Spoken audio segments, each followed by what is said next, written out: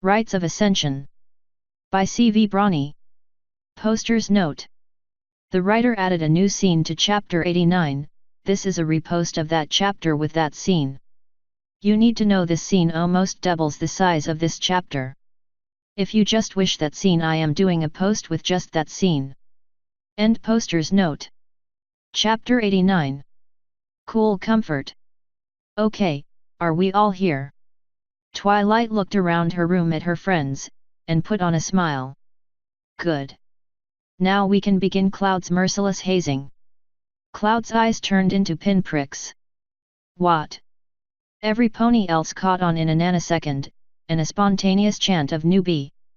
Newbie, materialized from the group. Twilight silenced them with a raised hoof. Lieutenant Cloudburner, your initiation task shall be to fetch us a shrubbery. Cloud blinked. Hey! Gasp! Trixie blanched. How cruel! You monster! Spike stomped his foot. How could you? Not the shrubbery! Rainbow wept. Back up a second. Cloud said with a tilted noggin. Did Trixie literally just say gasp? At that, the dam broke, and the entire group save Cloud detonated in a fit of giggles. Am I missing something here? Cloud's wings drooped. I really feel like I'm being left out of the joke. Kind of the point, really. Twilight swallowed back the rest of her snickers. We're just being silly. It's kind of our thing. Going to have to use that, working with us. Oh, man. Rainbow sighed. If Snark could kill, we'd all be dead a million times over.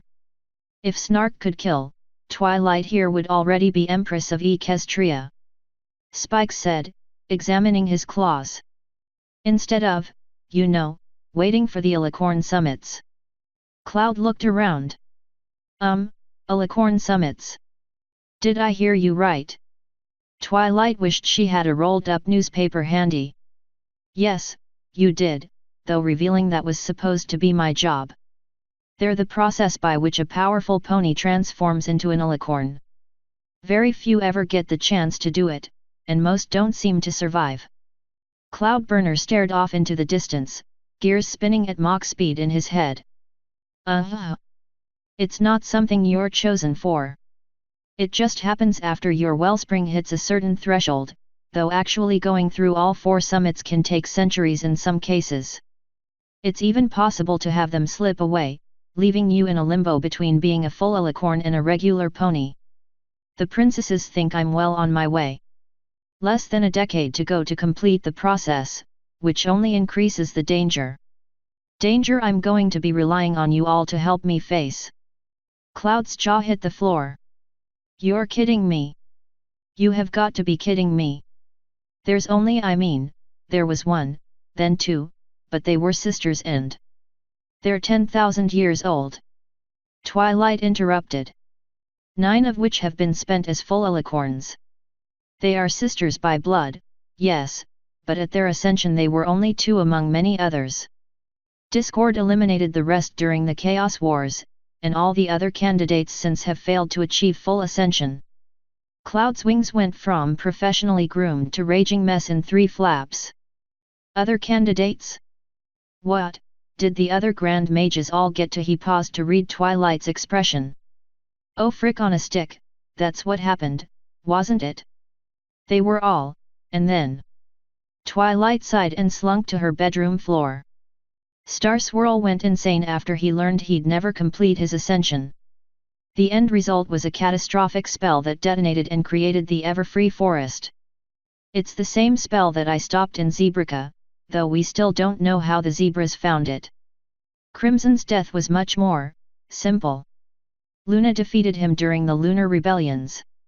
Stellar Horizon, meanwhile, perished, stopping a massive wave of thaumic contamination that threatened to subsume nearly all of Griffonia. All of them died heroes. I don't intend to die.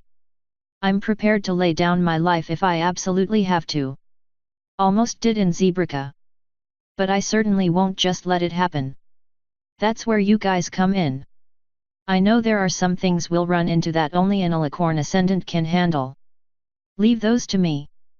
For everything else, though, I'm counting on this team to help me through. There's only a few of us, but the talent we have here is something special. Together, I want us to show the Majestics what happens when you hurt our ponies." While the rest clapped with only a bit of sarcasm, Cloudburner put his ears back and bowed.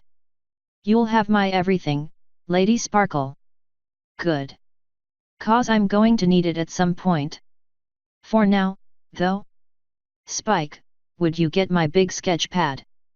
Spike saluted and dashed to the cloud closet, pushed it open, and pulled out a stack of blank paper almost as tall as he was.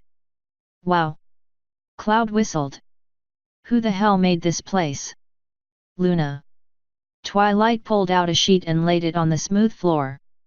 "Okay, so, I've been flying around in basically whatever I could get my hooves on, including a cart in San Palomino that was held together with twine and a prayer. I'm thinking it's time for me to get an upgrade appropriate for a Grand Mage. Celestia knows I got the funds for it. So, Rainbow, Cloud, you two are the flyers in the group. I'll need your input on a new chariot design, since you'll be hooked to it. It'll need to be able to be flown with just one of you in a pinch. Trixie? I'll need you to double-check the wards and spells I want on it." Trixie scratched her head. "You want me to double-check your work? I'm no Grand Mage. Don't sell yourself short. You're talented. Far more so than most unicorns.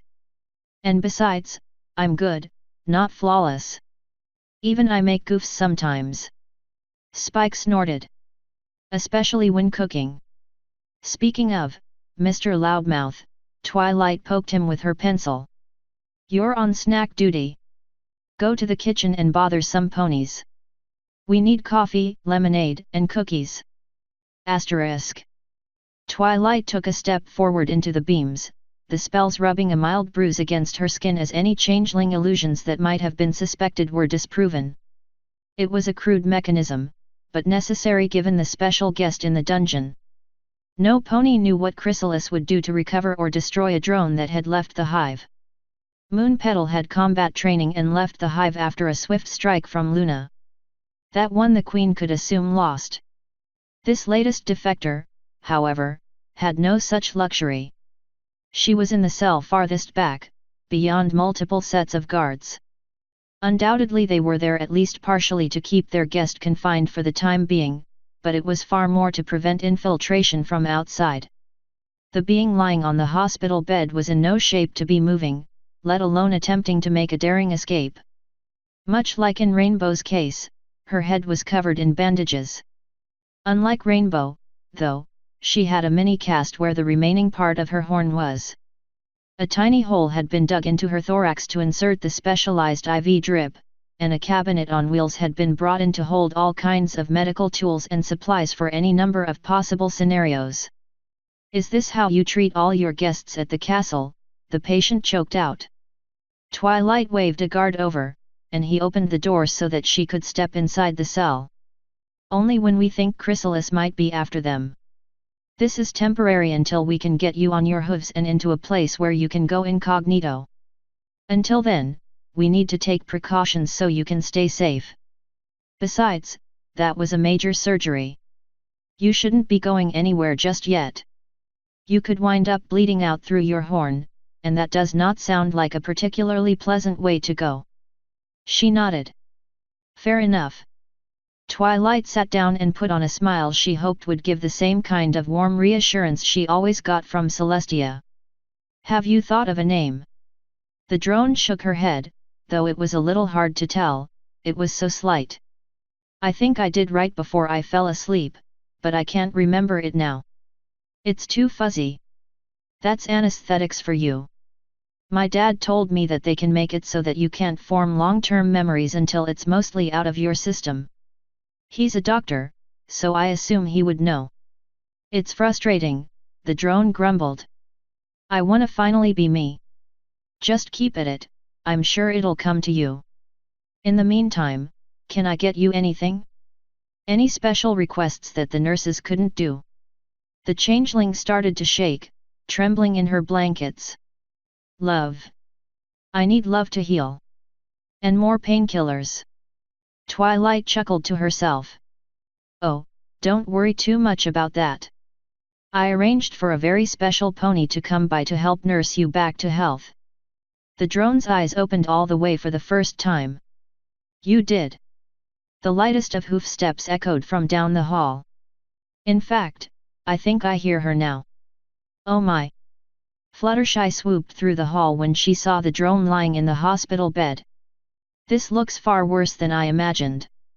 Had I known, I would have taken the earlier train.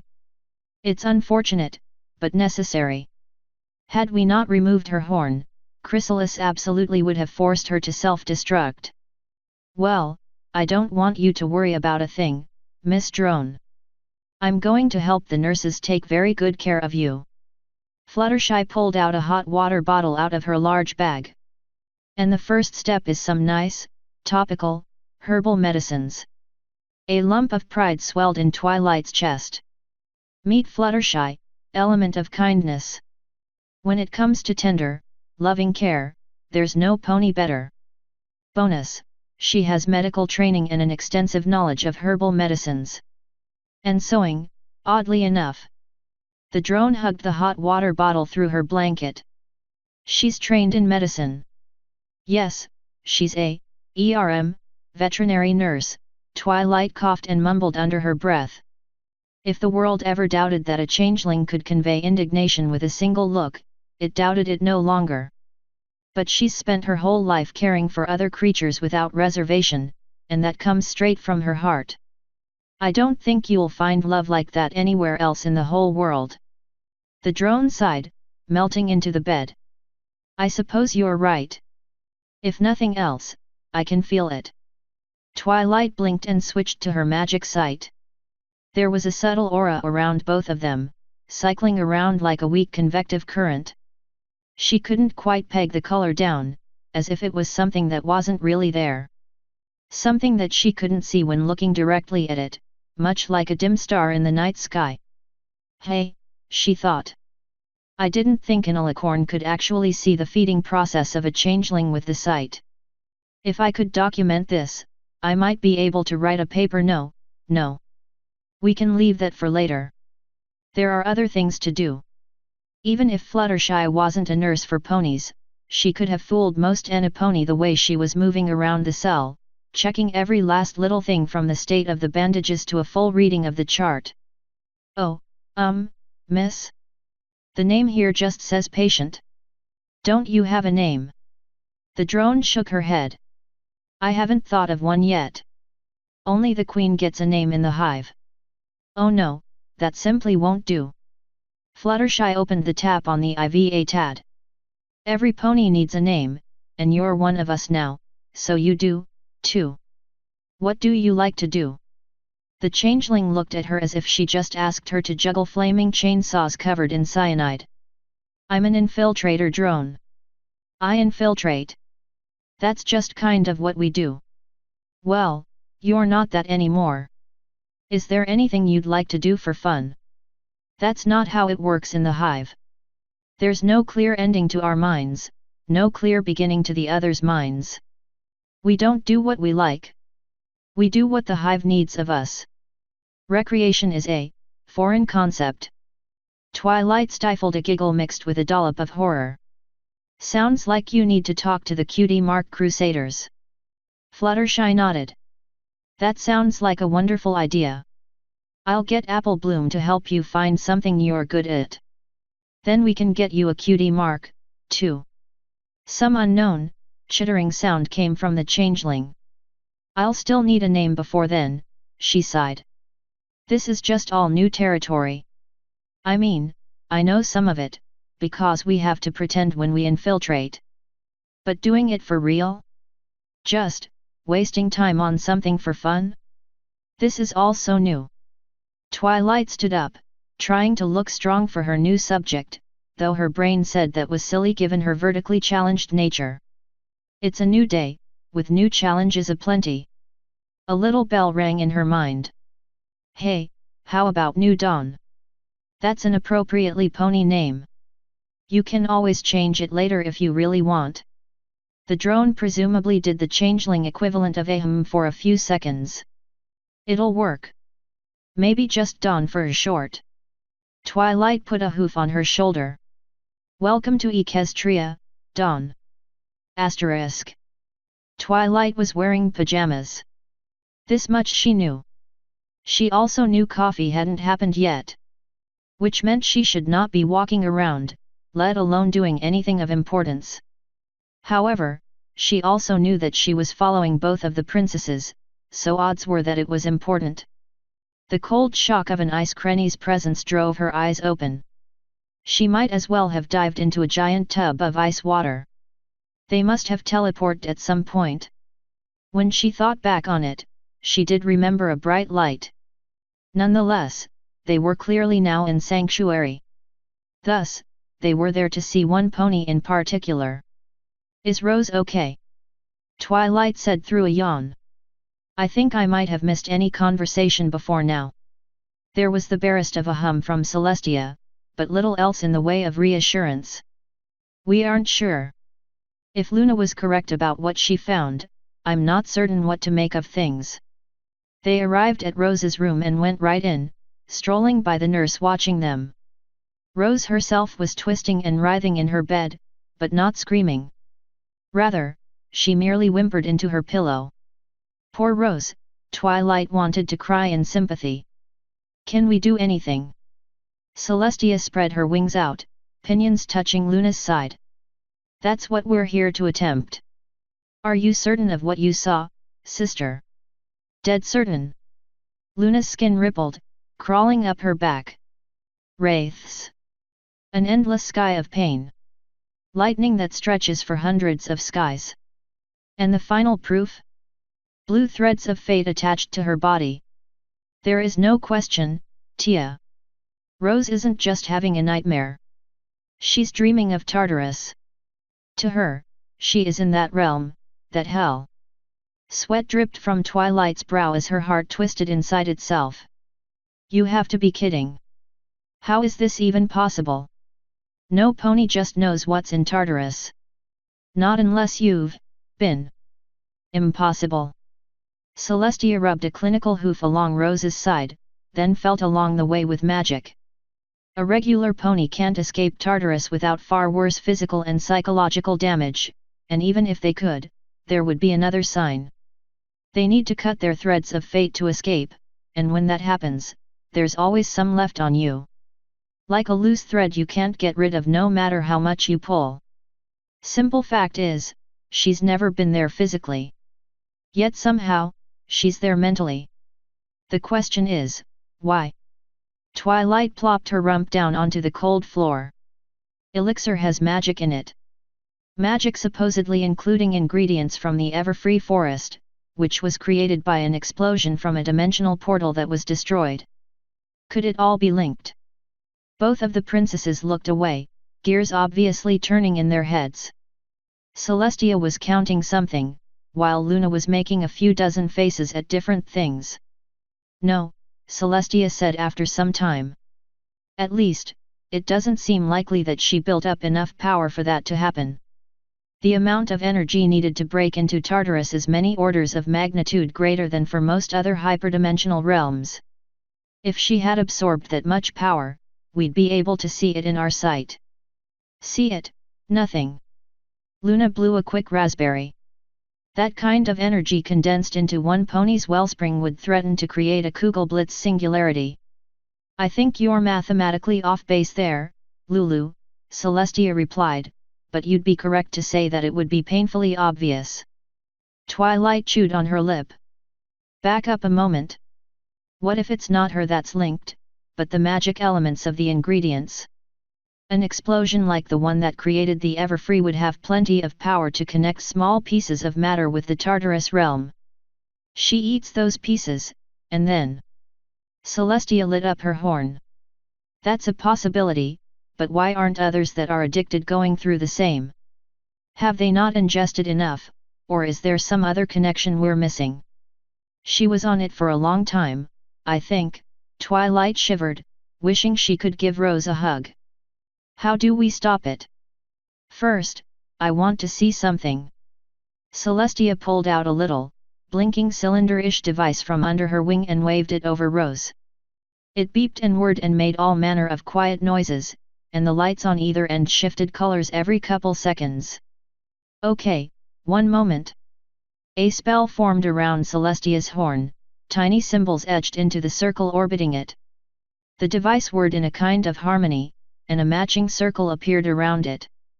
After a few more beeps, the oddity floated into the air on its own and an image bloomed around it. The image was a spherical area, with a little star in the center that had tendrils stretching out to the outer edge of the sphere. Some of the light was silver, and the rest was a light blue. A cluster of lines danced between each point where the tendrils crossed each other or the outer edge of the image. The vertices often had alien text next to them. In the center, however, more text appeared in an ominous red. "Princess," Twilight swallowed. "Where did you get that gadget?" Celestia closed her eyes, cheeks red in embarrassment. "I shouldn't even have it. Somehow, against all odds, it survived the end times of the Chaos War. Normally such technology would not be something I would allow to continue to exist, but it's too useful of a diagnostic tool to abandon. Besides that, Luna and I are the only two who can even read the output, let alone use it. I felt it harmless enough to keep, and it's saved a number of lives along the way." Twilight folded her forelegs. "Diagnostic tool? And those colors? We're looking at Rose's wellspring, aren't we? Literally the interior structure of something to date only described in abstract Thaumic script." Luna smiled. "I knew she'd figure it out." Celestia sighed. "Correct. Most importantly, the device has detected an anomaly in its core, here." The princess waved her hooves, zooming in on the center. A tiny thread of red light was attached to the wellspring's core. "And I've never seen anything like it." "Wait." Twilight stood up, and mimicked what Celestia did. The image zoomed in a little farther, though not as much as she liked. She put her head in the hologram, and squinted. The thread wasn't just vanishing into thin air. Rather, the other end led to a tiny point in space that formed a frustratingly dim spiraling cloud. She had to not quite look directly at it to see what was happening.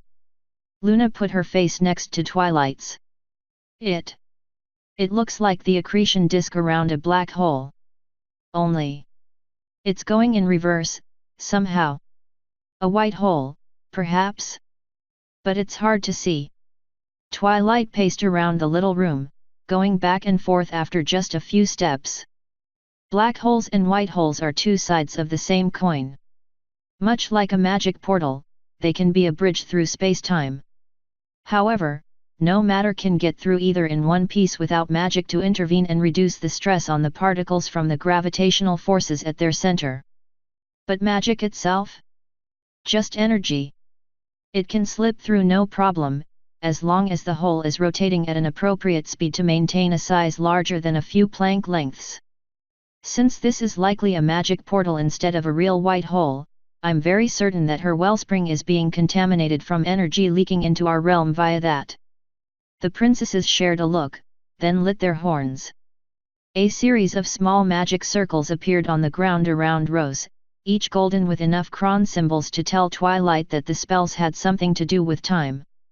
Celestia spoke first. "If your theory is correct, Twilight, then we have an easy way to stop the nightmares. Portals like that, even when small, interact with time. There is, however small, always some level of dilation. It needs to be there to exist. Which means," Luna continued, "we can use the same spells we use to prevent a pony from using passage in an area. Basically, a quick and dirty temporal anchor. Puts the brakes on anything trying to mess with time." "I get it." Twilight quickly put the circles to memory. "This will likely eat a lot of magic over time, and could be overwhelmed by something more powerful. But this portal is tiny, and the power consumption of the anchor is tied to its area of effect. A small area like this will be much more efficient. And I'm guessing you tied the versions in the castle to the nearby monochrens to keep it functional." Celestia almost beamed. Correct, Twilight. We can come in a couple days to recharge the spell easily enough. But for now, what I want to see is if this works. Moments later, the spell was complete. A subtle gold glow danced continuously on the floor, encircling the sleeping pony. In seconds, the tortured Rose was still and quiet, breathing at a slow, steady pace. Moreover, the hologram no longer had the tiny portal at its center. Twilight whispered, I think we finally cured her nightmares. About time, too. Luna cast another quick spell over her. This should give her good dreams tonight. She's been through enough, and it chafes me to no end how long this took. I'm going to investigate this further. Something just doesn't smell right about all this. Agreed. Twilight tucked Rose's blanket back in, getting her as snug as possible. Let's get going. Hopefully she gets all the sleep she could want. Asterisk. Thorough, as always, Twilight. Celestia put the final report of Twilight's adventure in Manhattan on the meeting room table. The two of them were alone, save for Raven, Celestia's seneschal. I concur with your recommendation for the Duchess. However, what should happen and what can and does happen are often two different things in politics. Twilight put her ears down in a pout. So you're not going to kick her out of the Imperial Hall? Maybe. Maybe not. Celestia pursed her lips as she sipped her tea. It will depend on what the rest of both the Hall and the Manhattan nobility are willing to accept without raising too much of a stink. Let them raise as much of a stink as they want. It's not as if they aren't doing it already, said Twilight. Besides that, there needs to be accountability if the compact is going to actually mean anything. Seriously, how many of these guys do I need to throw in jail before we get to trigger an emergency dissolution? Don't be hasty, Twilight. Dissolving them only means they get replaced, and under the current compact, I must choose other nobles from their duchies before I renegotiate a new compact. I'm deliberately trying to avoid that. Twilight raised her eyebrow. Okay, Princess. It's time to put your cards on the table. It's just us, I promise not to leak your plans. What is your goal here? Celestia frowned before looking around the room, then lit her horn to saturate the chamber with magic. I'm pretty sure you've gathered that I want to reduce the power of the nobility, correct? Twilight nodded. That much is obvious. Herein is the conundrum. Replacing a pony or two might help some, but the power they hold pales in comparison to the power of the system. Changing a system is much harder than changing who is in charge. Right now, most power is situated at the level of the duchy. This is the case for both duchy-level decisions and crown-level decisions. If a duchy wants to make a law for themselves, it falls to a duke's purview. If ponies want a crown law changed, it's the same purview. I want to separate the link. That's the key conflict I've been working on for the last few decades. Twilight chewed on her cheek a little. I fail to see how this will solve all our problems. Celestia sighed and laid down in front of Twilight, wings drooping and ears flat. This is something most ponies don't understand, Twilight. Politics isn't a sprint, it's a never-ending marathon. A generation of ponies might fight and struggle for one key change, but that won't ever be enough. Cultures change over time. We, as immortals, can guide things, but we can't control it. Not totally at least, and after a certain point, you get extremely diminishing returns. Not to mention the change technology can bring. As a result, the needs of the ponies change all the time, and thus, new movements are created while old ones either die or try to keep things the way they are. What I'm trying to do won't solve all our problems, no. It's a subtle change, but an important one, and it's a step towards progress. Twilight murmured something to herself. She wasn't sure what. It was likely her thoughts overspilling her mind and getting extra rumination in her mouth. So, what's the new structure supposed to look like? In its simplest, there would be 2 different ponies per duchy. One represents the region in the Imperial Hall, another stays home and manages the region directly. But that isn't enough, I'm afraid. There's one other element missing, and that's responsiveness. A chime sounded in Twilight's head. You're going to make the dukes democratically elected, aren't you? There was a glistening in Celestia's eyes. Kind of. Before a few hundred years ago, a more pseudo-feudal system was more effective, especially given the wild threats that existed at the time. The ratio of workers to nobles was more equitable. Rule by fiat was fast and simple. The ratio got out of hoof, didn't it? Twilight ran numbers in her head. Faster than you predicted. Much faster. My ponies proved far more capable than I gave them credit for. For one, the wild threats, giant timber wolves and the like, were crushed earlier than I thought they would be. They also got an earlier than expected lead on health, as I didn't expect the Imperial Hall to be so gung-ho on getting sewers and clean water installed. I was planning a phase-in, but they went and did it on their own in almost every city outside San Palomino. So now what? Twilight took out her notebook and drew a quick chart of the organization of the Manhattan government. I can't imagine having a hierarchy with ratios like that of times past. The depth would be, unwieldy. No, that wouldn't do. The current system is untenable long-term, but sudden change would be unworkable in the short term. Fortunately, innovations in both technology and legislation make larger ratios feasible with the correct systems in place. My plan was to use San Palomino to test this, but some pony went and found an acceptable duke before I could do that. Twilight stuck out her tongue. Your fault for not including me. I suppose so. But your actions in Manhattan give me another test bed, and just in time. The difficult thing will be to get the new system in place there.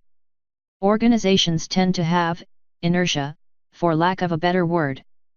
But a democratic system in a large territory won't take long to outcompete the likes of, say, France, which is almost exclusively controlled by nobility. Another chime sounded in Twilight's head. You're going to play the inequality against them, aren't you?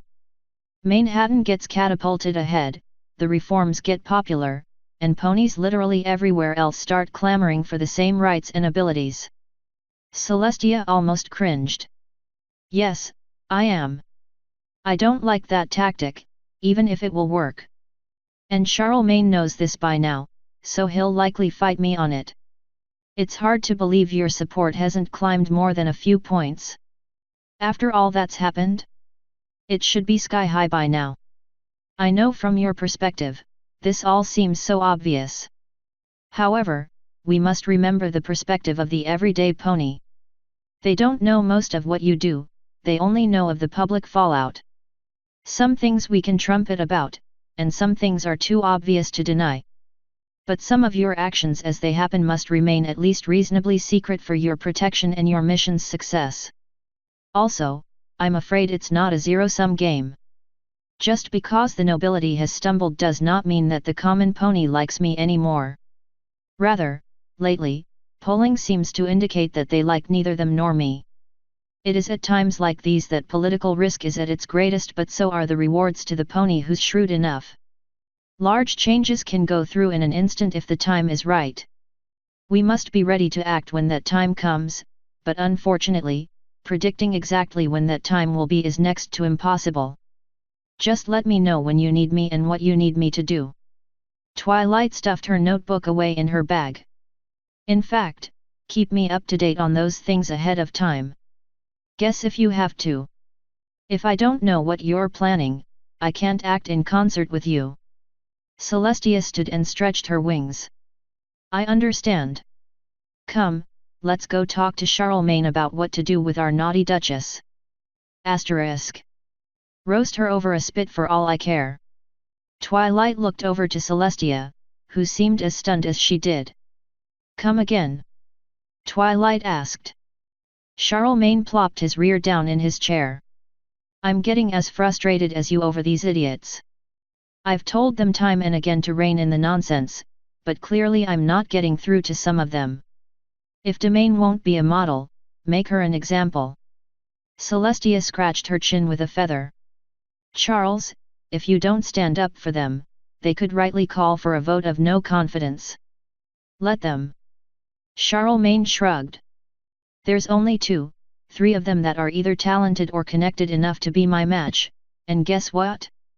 One tried to cover up a changeling invasion, another used a slur in the hall and would go into office as the least popular chair pony in history, and the third wouldn't take my job for all the wine in Prance. So let them cry crocodile tears and boo-hoo woe is us all they want. Either they shape up under me, or they get crushed under your gilded hoof. I win either way. Celestia's face looked like she had just eaten a bowl of lemons. I ran through 24 scenarios on how this conversation would play out. This wasn't even remotely in any of them. It's not so bad, though, right? Twilight asked. This gives you carte blanche, pretty much. Not without consequences, though. I don't know for sure how the rest of the nobility will act as a result of this. I might have to keep Domain around in the hall to keep things balanced, or not. I'm not even sure right now. Charlemagne yawned and stood up like a ton of time lag was about to hit him with a hammer. Just let me know what you're doing at some point. My back is sore from the train ride over, and I need sleep. I'll see you in the morning, Tia. Twilight watched him leave, then turned to her teacher, who was still as a statue for quite some time. Finally, Celestia let out a sigh. Well, now I'm really lost. Twilight put her ears back. I can't say I have much insight to offer. What does Luna think? Now it was Celestia's turn to put her ears back, apparently. You haven't told her, have you? Twilight gave her a poke. Tia, you promised. Celestia slipped down to the floor. I did. But I very much do not want to broach this topic with her. It is sensitive. Tough. You're going to. Because if you don't, I will. It has to do with the lunar rebellions. Twilight opened her mouth, but every possibility, from all possible universes, for things she had thought she was about to say collided together in a train wreck of a noise. What do? At the very least, that embarrassment served to elicit a chuckle from the princess. The central issue that started the war was this: when to transition to full democracy. I argued for a measured approach over centuries, with the pair of us as absolute rulers until we could put the pieces in place a little at a time. This would have the advantage of being the least economically disruptive, and protect against backlash if something unexpected happened to throw a monkey wrench in the works. Luna all but wanted to abdicate her crown then and there to install full democracy immediately. No compromises. I refused, and the nobility as it was supported me. When Luna seemed to accept the decision, I thought that was the end of it. But she did something I hadn't foreseen. She bypassed the current power structures entirely. Twilight blinked at that. How? Well, at towns she visited, she showed the communities how to organize together. They started making their own unwritten rules, meeting at night to decide on the goals the town had, working together on them. It went undetected for months. It might have lasted years had it not been so successful. A few of the towns had so removed themselves from the need of their nobility save for military protection that they started to laugh when their nobles made new rules. Laugh right to their faces and ignore them. Somehow, without even really trying, Luna had sparked a revolution. When the nobility tried to crush this auxiliary power structure, she flew into a rage and personally intervened. News of this quickly spread, and towns began replicating on their own what Luna had started. To her, it was proof. Proof that her way could work. I scoffed at her. It was proof of nothing at the scale we needed, and like a fool I sided with the nobility instead of reaching a compromise. Twilight pressed against her panicking stomach. And Luna sided with the peasants. Neither of you would budge, so they took up arms and rebelled against their masters with an alicorn at their side. Celestia nodded, lowering her head to the floor. The revolution spread like wildfire. Entire cities were lost in days. I had the military, but the knights at the time were very wary of fighting mere peasants. Worse, Luna had the bulk of the blacksmiths and others who the knights relied on. Those that I had didn't exactly support me enthusiastically. Eventually, I started sending Crimson into the battle to put down the rebellion where it was spreading. I had hesitated up until that point because I knew he could be brutal. Yet, he was effective. At least until Luna sent her. Twilight wondered if she should back out of the conversation then and there, but the only thing she could think to say was her guess as to who Celestia meant. The Lunar Grand Mage. Evening Tide. She stopped him cold, didn't she? Celestia nodded. I never thought it possible. A brand new ascendant out of nowhere. One who laughed at the training and experience of Crimson Spectre and nearly killed him multiple times, and each time, I'm convinced she missed deliberately. That couldn't stand. It was dangerous, but I had to enter the battle personally. We maneuvered our armies so Luna's ragtag mass of peasants would be facing off against us in two groups. I gave Crimson spells and tech he shouldn't have had at the time in order to give him an edge, and I knew I could beat my sister if I had to. With luck, we knew we could beat both of them and put a stop to the madness. I was a complete failure that day. I met my sister, and 100 kilometers away, Crimson met Spectre. We offered a peace deal if they surrendered, and they refused. My side ran so that I could step into the fight without them getting hurt, and I lunged forward. Luna flew at me, and in the shock of my life, the illusion around her broke. It wasn't Luna I was fighting, it was Evening Tide. She brought her sword against me, cutting my side. All of my spells short of ones that would destroy my army and the city nearby were useless against her. She cut through them or shrugged them off with an adaptive shield. A moment in, I realized what they were really up to. I teleported to Crimson Spectre, but I was too late. All those advantages I gave him were utterly useless against a pony of Luna's skill and knowledge. He lay dead, engulfed in the enormous fire of his own wellspring, his blood dripping down Selene. If I had any sense at all, it would have ended there. Maybe admitted that Luna had a point. But we were both too far gone at that stage. Agreed. Both Twilight and Celestia turned to the corner of the room, where Luna stood, watching them. You couldn't have stopped me then, Tia. Not without killing me. I was bound and determined at that point. You would have been proud of Crimson, though. He faced me with true courage, and had I not caught him by surprise, I dare say some of the things you gave him might have wounded me. Celestia closed her eyes, shedding the tears welling up. We were such fools. Indeed.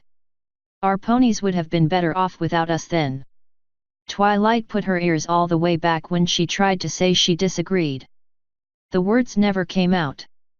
Perhaps you are correct, sister, said Celestia. But all the more reasons to make things right. Tell me, do you still have your hobby from a few years back? I know you were thinking up various democratic structures for our duchies. Luna's eyes widened. Oh. Do you really need them? Are you going to use them? Celestia pushed herself to a sitting position. Perhaps. I want to put one in place for Manhattan, and we have a prime opportunity in the here and now. I don't know which to choose, but you have many available, if I recall correctly.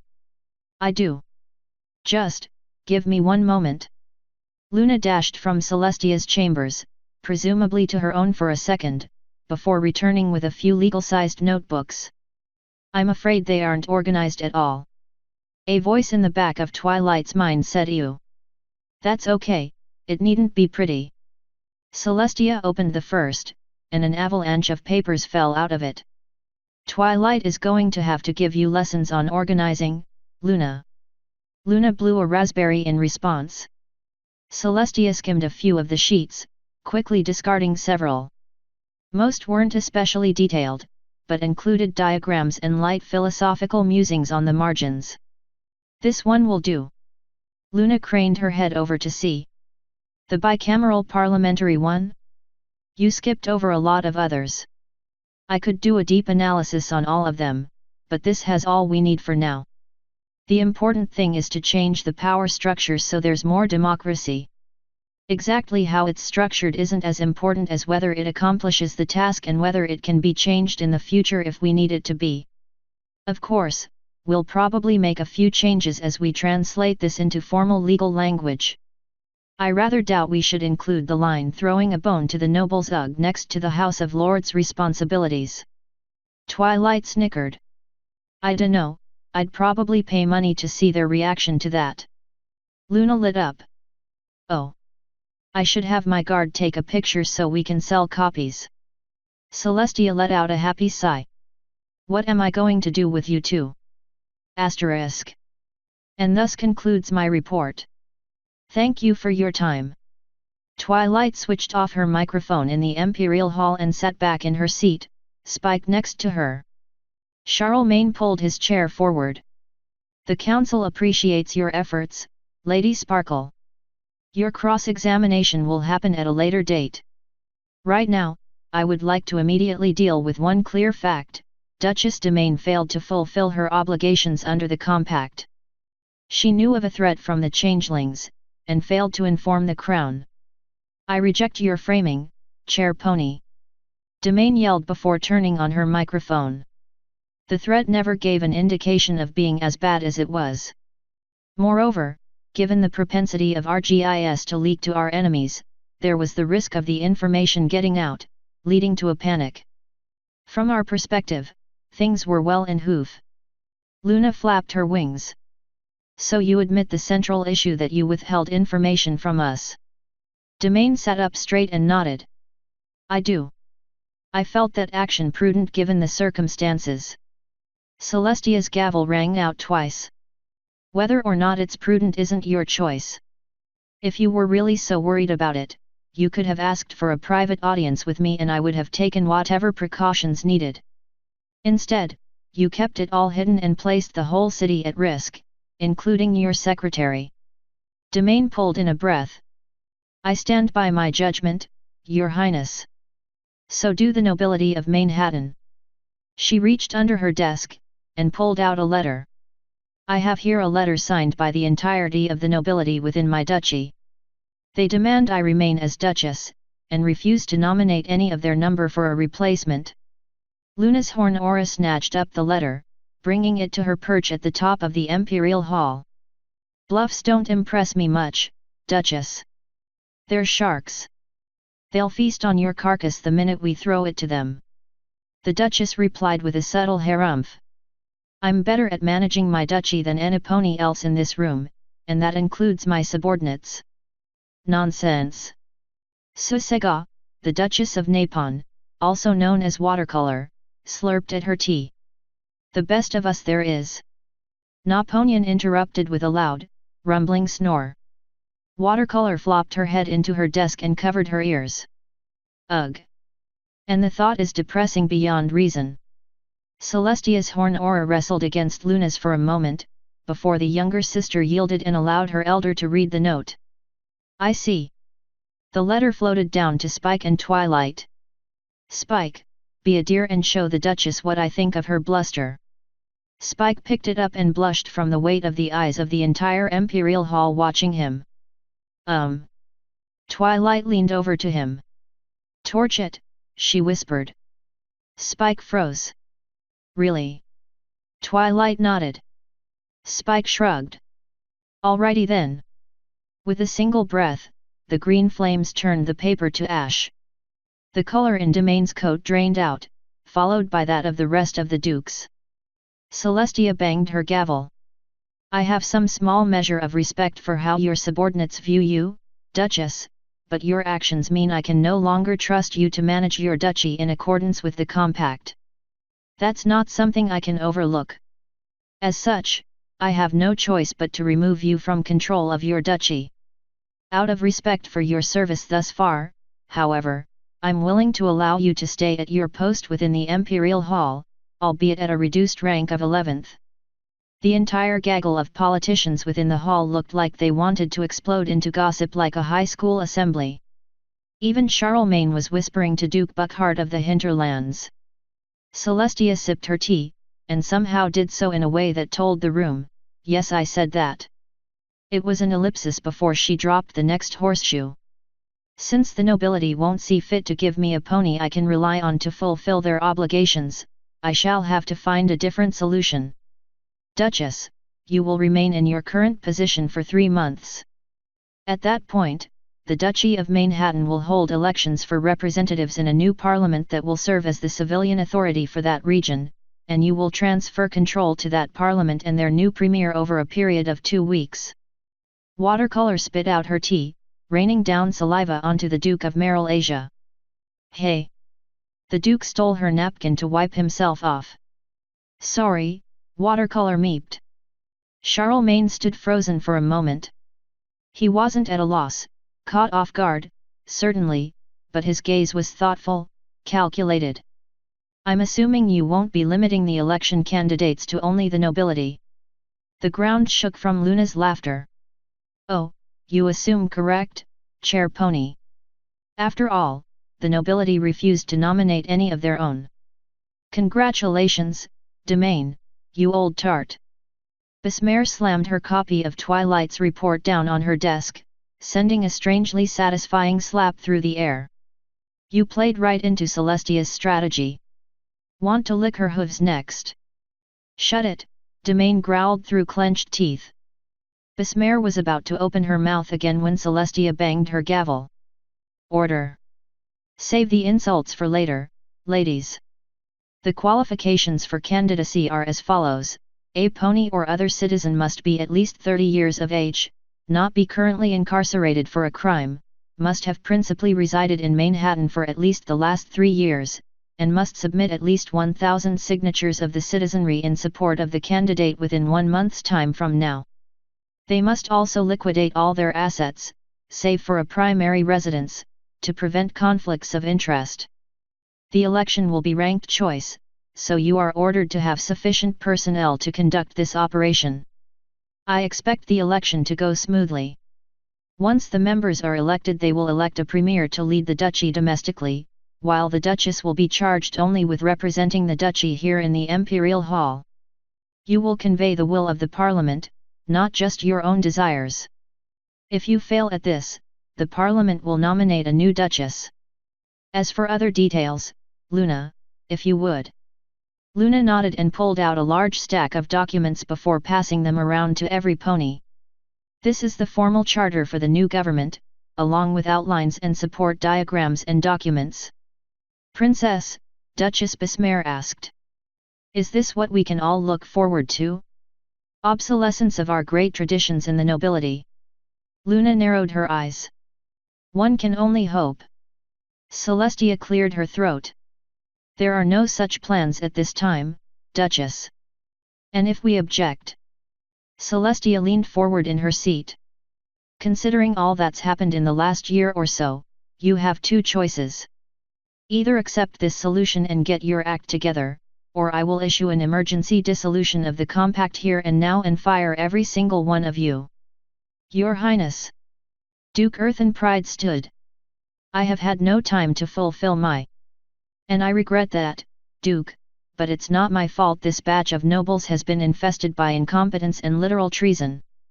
Know that if I must go to such lengths I will not hold you to your promise, as this is well outside your control. But I'm not going to sit back and just let this council dishonor the Imperial Hall any further. Am I understood?" The Duke bowed. "Yes, Your Highness. Please forgive my outburst." "Of course, Duke Pride." Celestia sat back with a small sigh, and a little tendril of smoke rose from her back. "I think that's enough for today. You all need time to digest this change and, in the case of Domain, inform your citizens. Please see Pulsar or Raven if you need any additional documentation. This meeting is adjourned. **. Time for the moment of truth. Twilight sipped from her tea, and it was from a teacup she hadn't used in ages. It was even in a little kitchen she hadn't used in quite some time. A couple years ago, this had been her home.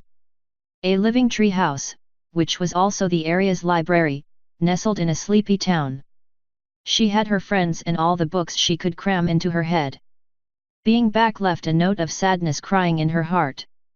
Even the tea was playing a different song on her tongue than what she was used to. Maybe it was from being brewed in a tea bag instead of an infuser?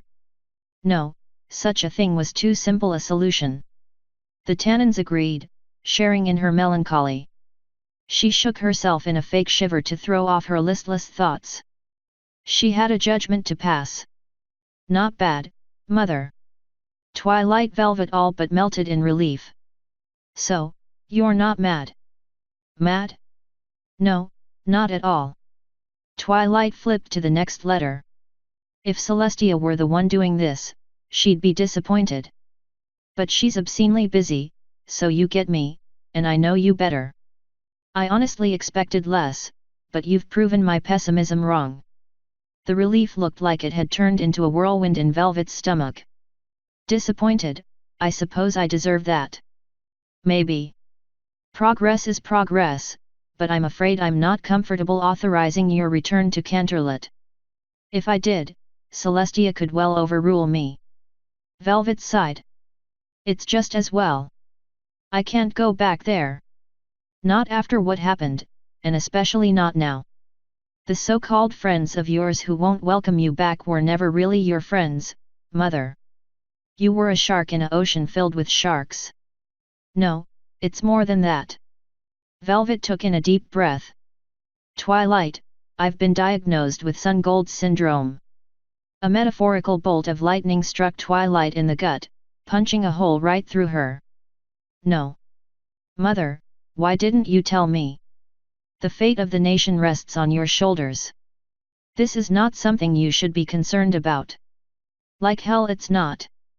You're my mother, and even if I am Grand Mage, that doesn't stop me from caring about my friends or family. Does Dad know? He does. Having a doctor for a husband means it's hard to hide medical things. But it also means he can help me figure this all out. And one of the things is that I can't go back to Canterlot. Thin air exacerbates the symptoms.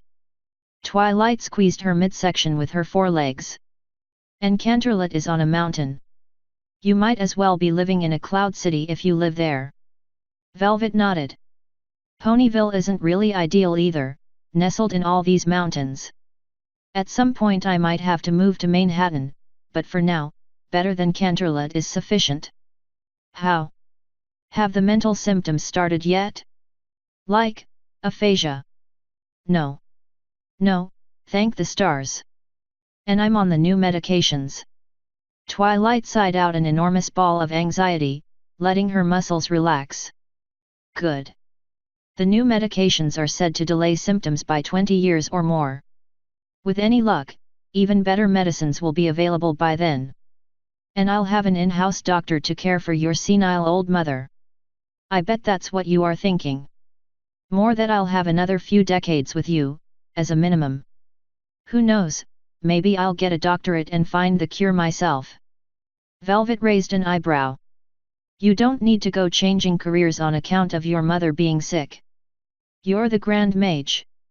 That's way more important than just one more doctor in the world. Hey, it's not any less likely than some of the other things I've been doing lately.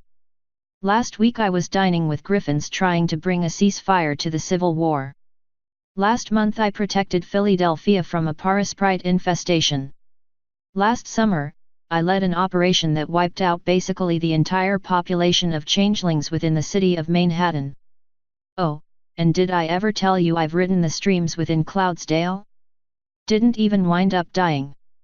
Velvet turned a few shades whiter. There are some things a mother just isn't meant to know. Twilight giggled. When this is all over, I'll let you read a redacted version of my journal. Give Dad a crash cart to keep next to your bed. Well, at least you're in good spirits. I suppose that's a positive sign. It is, but we're getting away from the more important topic at hand. Your letters. As I said, you've exceeded my expectations. However, you are near what Celestia would expect. There are some hidden truths I would have hoped to have covered by now. Hidden truths? About friendship? Twilight, dear, I'm twice your age. What could I possibly? Don't argue with the ultra-studious pony who did this for more than a decade under the explicit direction of Princess Celestia. I say, if there's any pony in the world who qualifies as an expert on this, it would have to be me. You'll just have to figure out these facts on your own. They'll mean more that way, I suppose. Indeed. Twilight finished her tea, which had grown cold during their talk. I should get going. That winter storm is coming, and the weather ponies say there's little they can do to stop it. You're well stocked on food. Velvet nodded. I think I stuffed your little fridge to capacity. And your father learned a new spell to help clear our walkway. Good. Sorry to run so soon, Mom, but the weather doesn't wait for any pony anymore. Not even the Grand Mage. Oh, wait just one moment. Velvet sprang up and dashed to the cupboards before rummaging through a few dozen cans of stuff. Eventually she pulled out a glass jar of a dark golden honey with an envelope attached to it. Almost forgot this. Honeybee came by, said you helped her get out of Cloudsdale. She wanted you to have this and said it's orange honey. Twilight picked up the jar, mulling over its heft in her magic. Ah, that's sweet. No pun intended, mostly. I'll put it in the royal kitchens and ask the chefs if they can do anything special with it. Thanks, Mom. The two shared a hug before Twilight stepped through the door and waved goodbye. Outside the library was Celestia's chariot, on loan for the time being, along with 4 of her day guard charioteers. Her own guards were inside, save for Cloudburner, who was standing by the door to the library. All clear to go, he asked. Yup. Next stop, Canterlot. I want to be next to a fireplace when this storm hits. As she approached, Spike hopped out of the chariot, holding the door open for her. Thanks, Spike. Twilight shivered as she climbed into the vehicle. Even though her coat could protect her from really getting cold, the wind and dark clouds on the horizon were enough to make her hindbrain sound an alarm. Inside the chariot, the rest of her guards were already sitting and waiting for her return. There was an oddly cozy element to it all. It wasn't the plush seats, though. Each time she sat in the seat that was meant for her mentor, the little voices in her head cried out imposter. Rather, her heart was warmed at having so many friends around her at once. They may not have been the elements save Rainbow, of course, but that didn't stop the feelings from rushing through her veins. Oh, looks like you got a treat. Come to Rainbow. Spike planted himself between the Pegasus and the jar of honey. Nope. It's hers. She gets to decide what to do with it. What's with the envelope? Trixie asked. Probably just a thank you card. Twilight held it up to the light, then pulled it open with her magic. Inside, however, had no design, signature, or declaration of gratitude. Instead, the only words were a time and place, 3 hours from that moment and at a cafe in a little town on the other side of Canterlot. Knew it. Rainbow laughed. You did not. Cloudburner huffed. You just saw it in your precognition. And that means I knew it. Quiet, you two. Twilight got up and opened the little window facing the day guard pulling the chariot. Gents? Change of plans. Head to Point Crown. I have an appointment. Who do you think wrote it? Trixie said, eyeing the note. Smells like a trap. I don't think it is, Twilight said, sitting back down. If it's who I think it is, then this is a meeting I won't want to miss. I've got some questions for them. Author's note. Hey folks. On time this chapter. Cool, hey? Except, not quite. I wanted to put in a scene directly addressing what's going to happen with Domain and such here. The original plan was to do it in a later chapter, but some folks advised me to do it sooner, and I came around to their way of thinking, just too late to include it this time. So, current plan is to have that scene written and edited with the next chapter, and I'll just shove that specific scene in this one and notify everyone in the A/N to go check the previous chapter for the update. Cool? Cool. Despite that hiccup, I hope you all enjoyed this one, smiley face. Thanks again for sticking with me. CV. End author's note. End chapter 89. Cool comfort.